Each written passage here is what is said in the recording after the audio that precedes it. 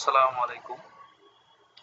Photoshop CS6 এর প্রথম টিউটোরিয়ালে আপনাদের সবাইকে স্বাগতম। তো আজকের প্রথম টিউটোরিয়ালে আমি আপনাদেরকে ফটোশপের কিছু বেসিক ধারণা দেব। আগে আমরা অনেক ধরনের ফটোশপের সফটওয়্যার ইউজ করে থাকতাম, অ্যাডোবি ফটোশপ। এখন আমরা ইউজ করে থাকি PH অর্থাৎ ফটোশপ এর অ্যাডোবি ফটোশপ CS6 এটা ইউজ করে থাকি। তো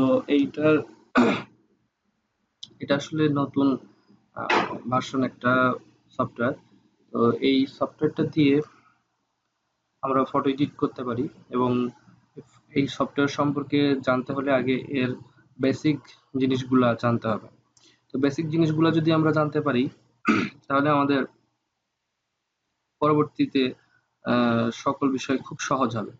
তো আশা করি আপনারা প্রথম থেকে শেষ পর্যন্ত টিউটোরিয়ালটি ফলো করবেন, অর্থাৎ দেখবেন। তারপর সেই অনুযায়ী আপনারা পরবর্তী টিউটোরিয়ালে কাজ করবেন। তো চলুন দেখি এই ফটোশপের বেসিক কিছু টুলবার সম্পর্কে আজকে আমরা জানি। তো এখানে দেখেন বাম সাইড দিয়ে যে টুলবার গুলো দেখতে পাচ্ছেন, এগুলো আসলে ফটোশপে কিছু টুলবার। তো এই টুলবার গুলো দিয়ে আমরা বিভিন্ন রকম ভাবে বিভিন্ন সময় বিভিন্ন কাজ করতে পারি। যেমন এইটা প্রথম যেটা আছে সেটা দিয়ে আমরা মাউসের কার্সার এটাকে বলে, এটা আসলে মুভ টুল। এটা দিয়ে এটা দেখেন, এটার উপরে যদি আমি মাউসটা নিয়ে যাই তো এখানে দেখাচ্ছে এটা মুভ টুল। তারপরে এটা দেখেন রেক্টেঙ্গুলার মার্ক টুল। এটার ভিতরে আরো অনেকগুলো টুল আছে। এটার যদি একটু চেপে ধরি আমি, অর্থাৎ মাউস দিয়ে চেপে ধরি, তাহলে দেখবেন যে ডান সাইডে দেখাচ্ছে রেক্টেঙ্গুলার মার্ক টুল এবং আরো অনেকগুলা টুল, 4টা টুল। এগুলো দিয়ে আমরা বিভিন্ন সময় ছবি কেটে নিতে পারি। তারপরে আছে দেখেন এগুলো অবশ্য এই কেটে নেওয়াটা কিন্তু একটা ফিক্সড, অর্থাৎ আপনি যদি গোল করে কেটে নিতে চান তাহলে এই দ্বিতীয়টা ইউজ করবেন। যদি শুধু চতুর্ভুজ আকারে কেটে নিতে চান তাহলে প্রথমটা ইউজ করবেন। কিন্তু যদি আপনি আপনার ইচ্ছা মতো কেটে নিতে চান তাহলে দেখেন 3 নাম্বার যেটা আছে সেগুলো দিয়ে আপনি কেটে নিতে পারেন। লেসো টুল বা পলিগোনাল টুল, হ্যাঁ, বা ম্যাগনেটিক টুল, এগুলো দিয়ে আপনি কেটে নিতে পারেন।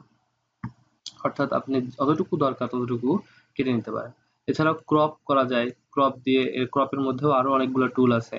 এর আগে একটা টুল আছে সেটা হচ্ছে কুইক সিলেকশন টুল এবং ম্যাজিক ওয়ালেন্ট টুল। এটা এটা হচ্ছে যে কোনো কালারের উপরে যদি আপনি এই টুলগুলো দেন, অর্থাৎ ম্যাজিক টুলটা যদি যে কোনো কালারের উপরে দেন, সেই কালার যেখানে যেখানে আছে সেগুলো সে সিলেক্ট করে নেবে।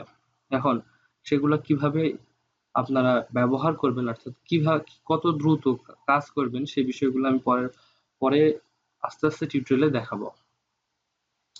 এছাড়া আছে ব্রাশ টুল, এগুলো এটা দরকার হয় খুব। ব্রাশ টুলে দেখেন, ব্রাশ টুল দিয়ে আসলে আপনি কোনো কালার কম বাড়া করতে পারেন। পেন্সিল টুল দিয়ে আপনি লিখতে পারেন বা কম কালারের কম বেশি করতে পারেন। এছাড়াও কালার রিপ্লেসমেন্ট টুল আছে। তারপরে আছে মিক্সার ব্রাশ টুল, অনেক রকম কালার মিক্স করে সেটা ব্যবহার করতে পারেন। এছাড়াও আছে ব্লার টুল। এখানে দেখেন ব্লার টুলের মধ্যে আরো অনেকগুলো টুলস আছে। ব্লার টুল, আমরা ব্লার সম্পর্কে সবাই জানি, অর্থাৎ পিছনের যে ব্যাকগ্রাউন্ড থাকে সেটাকে আমরা একটু কি করে ফেলি, ব্লার করে ফেলি। অর্থাৎ একটু DSLR দিয়ে ছবি তুললে যেমন হয়, আসলে DSLR দিয়ে ছবি তুললে পিছনের ব্যাকগ্রাউন্ড দেখবেন যে একটু ঘোলাটে আসে এবং আপনার যে ছবিটা আসে সেটা ফুটে উঠে এবং খুব সুন্দর লাগে।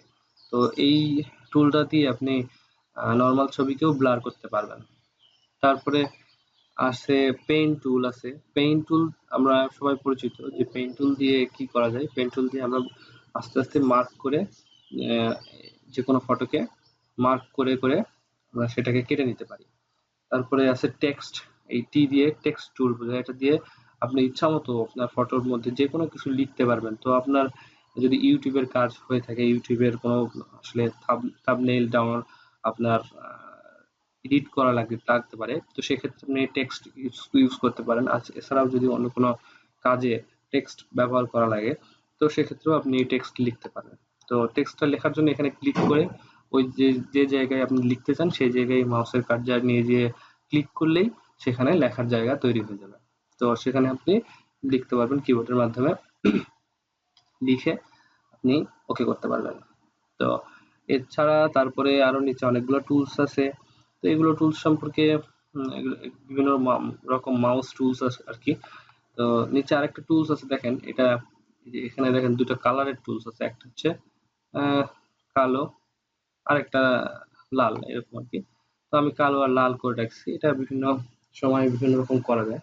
এটা আসলে উপরের যে কালারটা সেটা হচ্ছে ব্যাকগ্রাউন্ড, সরি, উপরের যে কালারটা সেটা বিভিন্ন রকম কালার আপনি আহ, দিতে পারেন। যেমন ধরেন ব্রাশের কালার আপনি ইউজ করবেন, সেক্ষেত্রে উপরের কালারটা আপনি দিলেন, সেখানে উপরের কালারটা ইউজ হবে। আর নিচে যে কালারটা সেটা হচ্ছে ব্যাকগ্রাউন্ড কালার, অর্থাৎ নিচের কালার, নিচে যে কালারটা আসবে কোনো ফটো সেটা। তো এটা আমরা দেখব।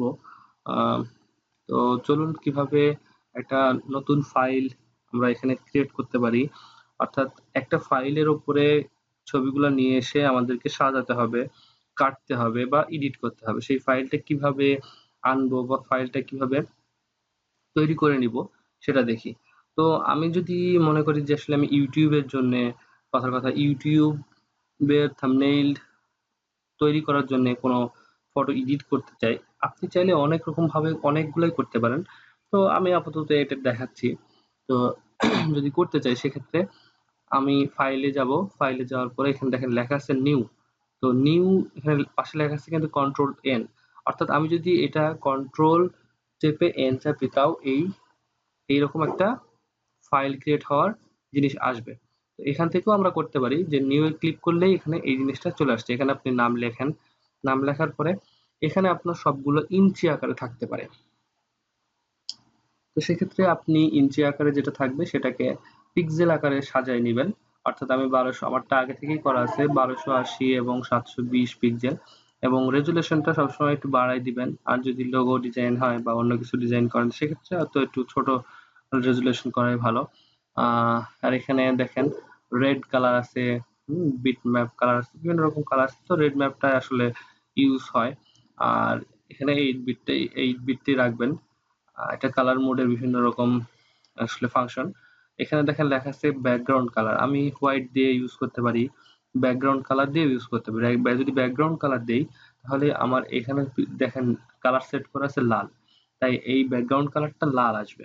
আর যদি আমি হোয়াইট ইউজ করি তাহলে হোয়াইট আসবে।